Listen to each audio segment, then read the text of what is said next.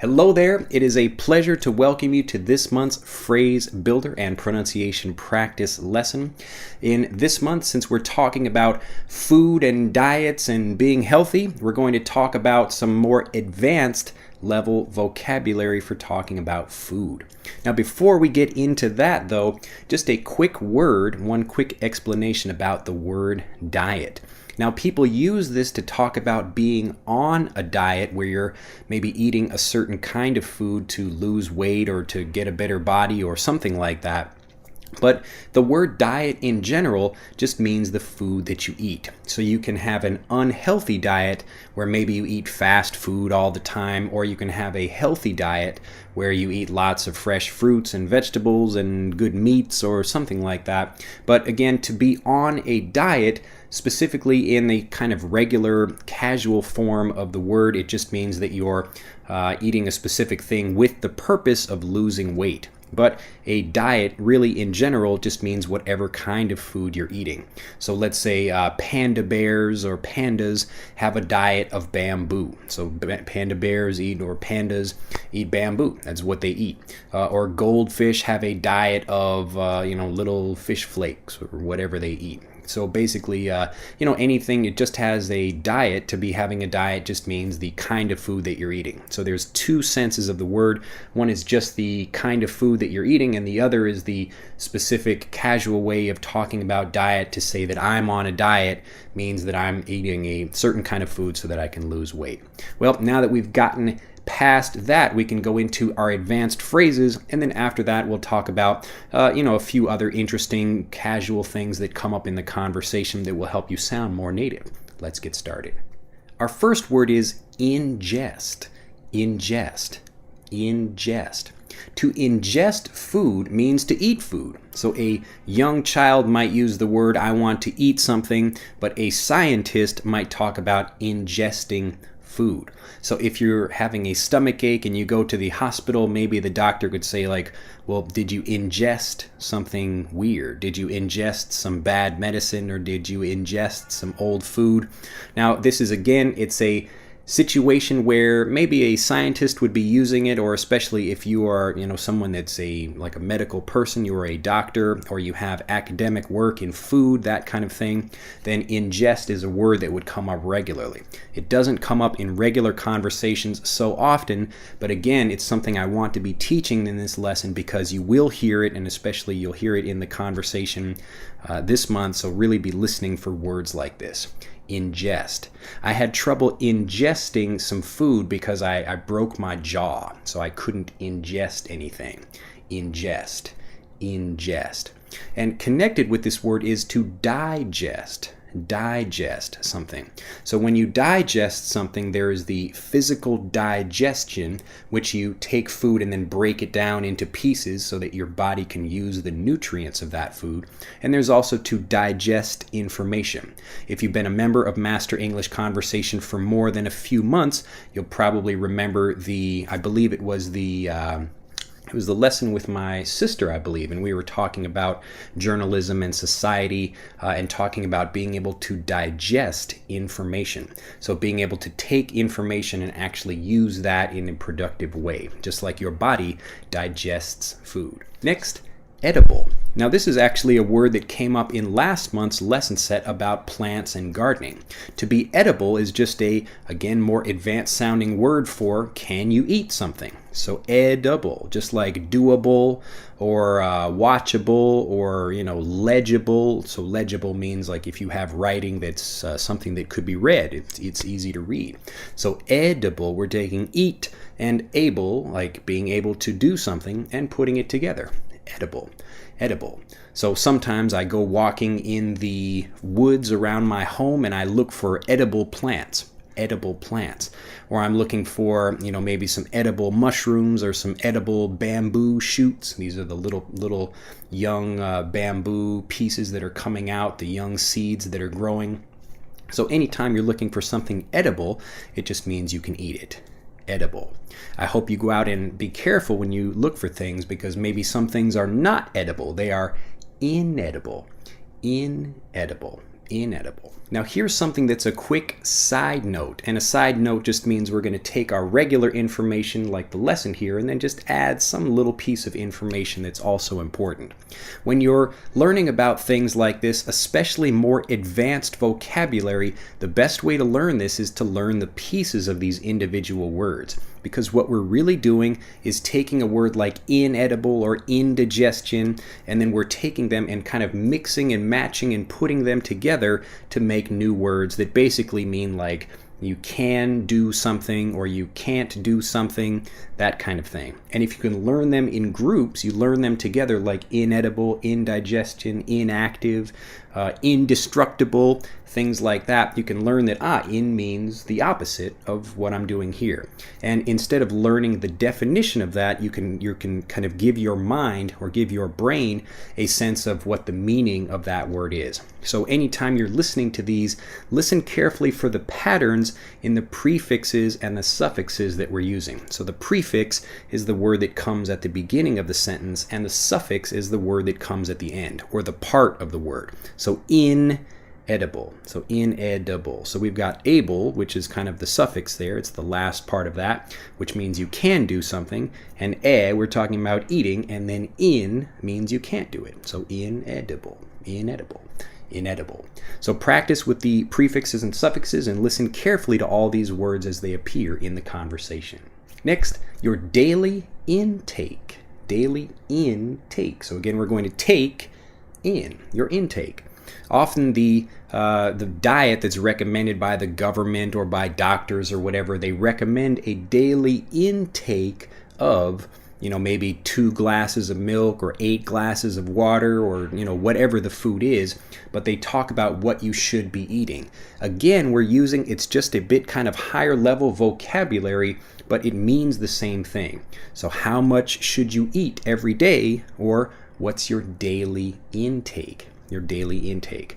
So your daily intake of wine or your daily intake of bread or your daily intake of sugar should be so much. My daily intake of sugar should be 1 teaspoon. That's it. I should not have more sugar than that. Or I should have only 2 grams of meat or, 10 pounds of meat, whatever that is.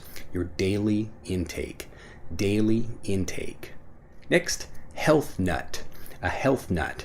Now to be nuts, again, and you'll hear this again in the Fluency Corner lesson, but to be nuts about something means you're a big fan of that thing, or it's almost like you're so crazy about it that you can't think about it rationally. You can't think about it in a smart, logical way.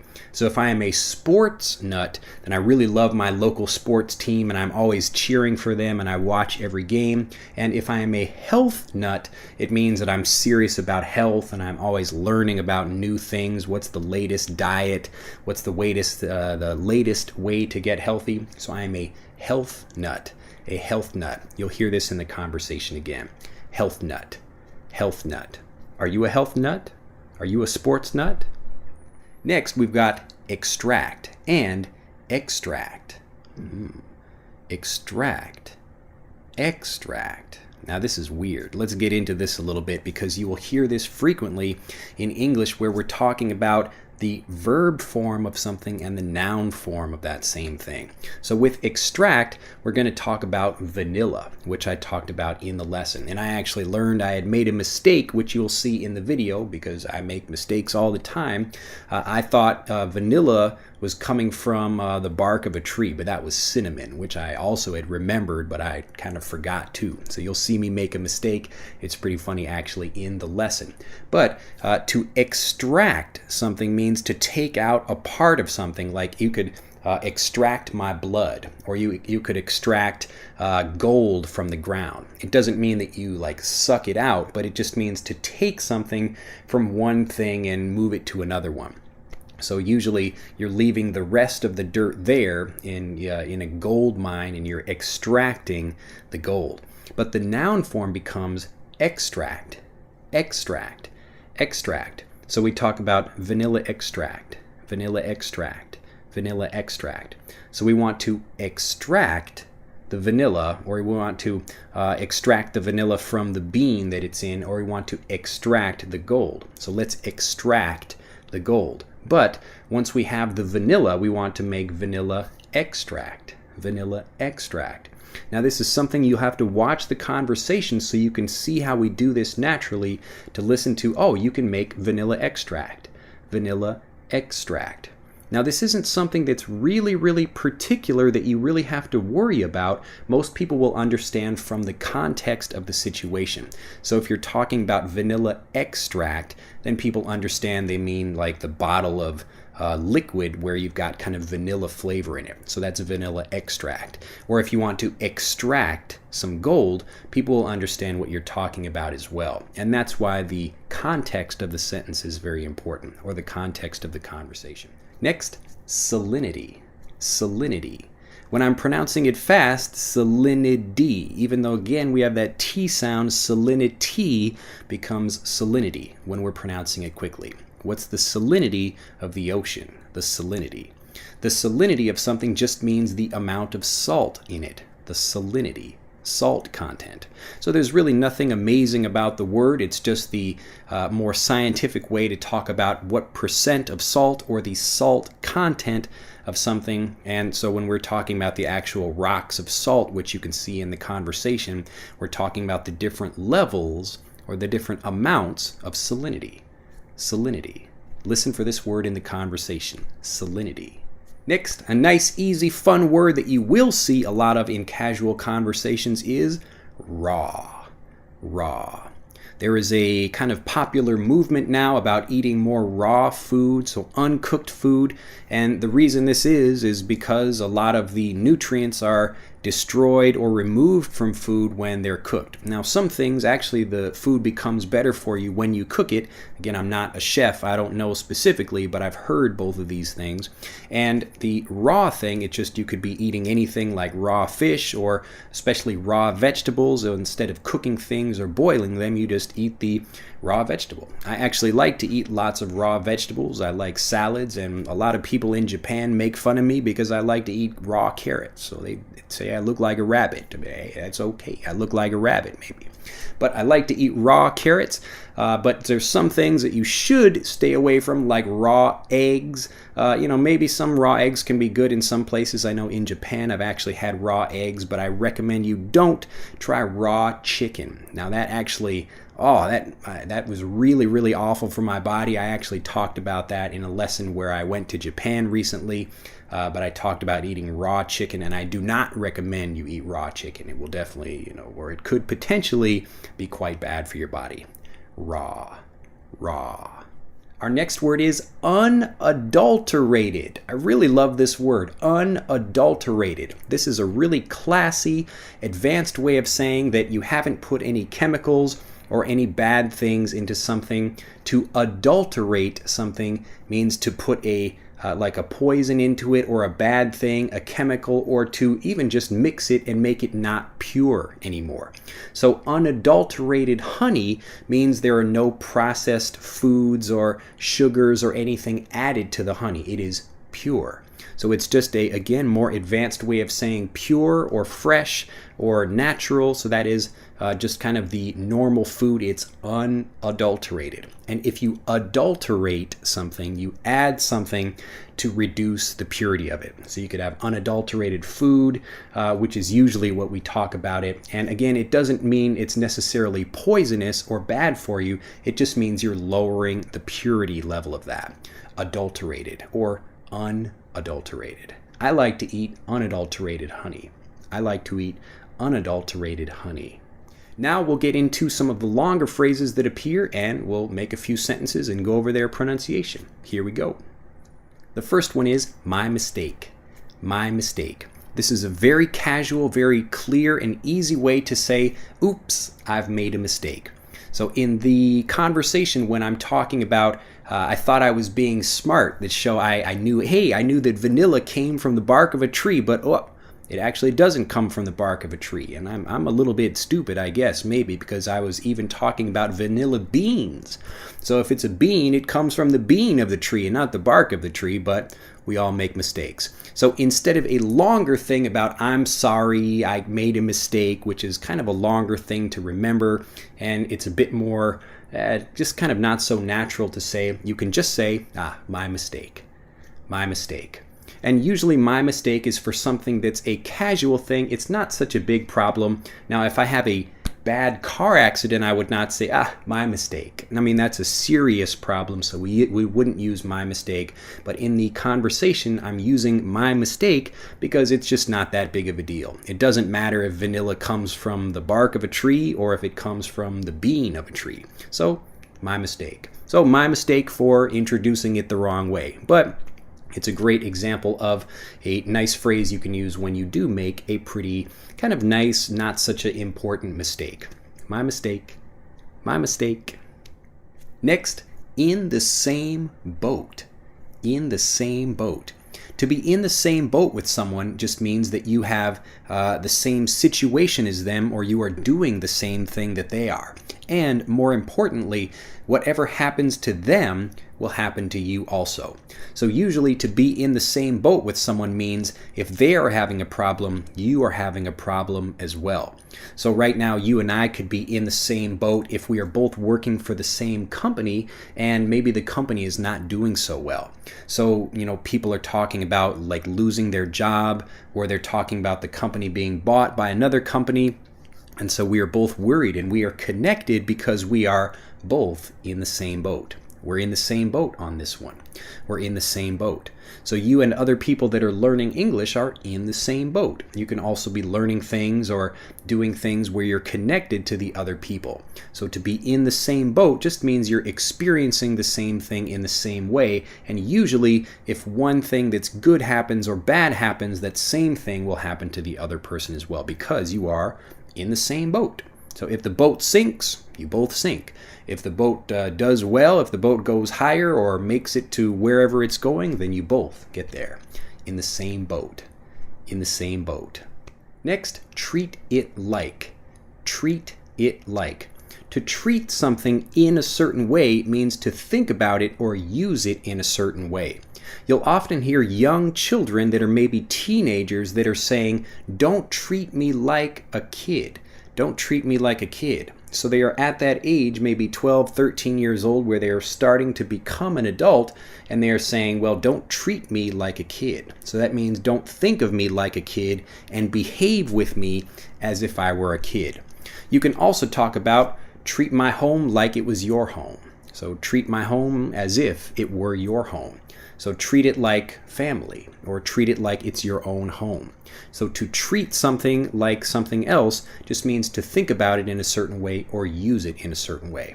You can treat this lesson like a conversation. You can treat this lesson like a conversation.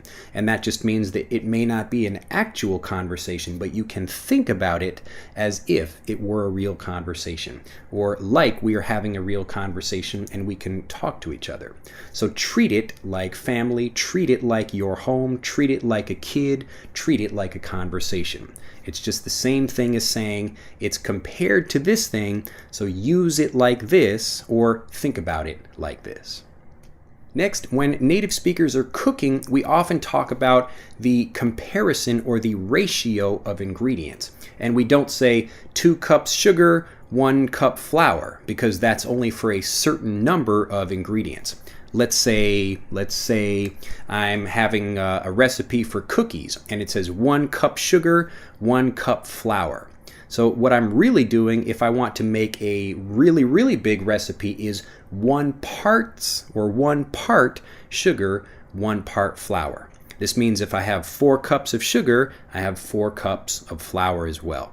So if you want to talk about a specific recipe, you can talk about the actual ingredient amount, like 2 eggs or 3 cups of milk. But if you want to talk about just the ratio or the comparison of things, so you want to make a really big recipe, we can just say 3 parts water, 1 part flour. Or 2 parts milk, 1 part sugar. So that just means however much we use, that we should have that same kind of ratio of ingredients. So 2 parts milk, 1 part flour. 2 parts cream, 1 part flour. You can also talk about equal parts. So if you've got 1 part egg, 1 part milk, you can say we've got equal parts egg and milk in this recipe. Equal parts egg and milk in this recipe. And finally, our last two phrases for this fun phrase builder lesson, and these are not one bit and for the most part. For the most part. So let's look at them individually. Not one bit is just another casual way of saying not at all. I don't like cookies one bit. Not one bit. That's not true, actually. If you have some cookies, please send them to my home because I do love cookies a lot. But usually, little kids are talking about, I don't like spinach one bit. I don't like spinach one bit, not one bit. So not even a small amount, not even one bit. That's how much I don't like spinach. So not one bit. And the other one is for the most part. And this is a regular kind of phrase way of saying usually. For the most part, I come home after work and I do some studying and then maybe I go to the gym. So that's my regular schedule, for the most part. For the most part. Usually I come home and I read the newspaper after work. For the most part, I come home and read the newspaper after work. For the most part. For the most part, this lesson should be pretty easy to understand, but maybe some things are a little bit tricky and you have to kind of review them and maybe search things online. And again, I don't want to give you everything. I want to give you a way, for the most part, that you can understand things and then actually want to go out and learn more about them. So your education depends on you. I am helping you learn and hopefully I am guiding you to become a better English speaker. But for the most part, the way that you become fluent, all of that, it's on you. So it's up to you to become a great speaker. Well, I hope for the most part this has been a really interesting lesson and that you will, love every bit and that you will not hate one bit of this lesson. Well, I hope it's been a fantastic lesson for you and I look forward to seeing you in the Fluency Corner lesson and the Masterclass lesson this month as well. Go back and review all of these words and phrases and really practice using them in your conversations. That's how you get better. Have a fantastic day and I will see you in the next lessons. Bye-bye.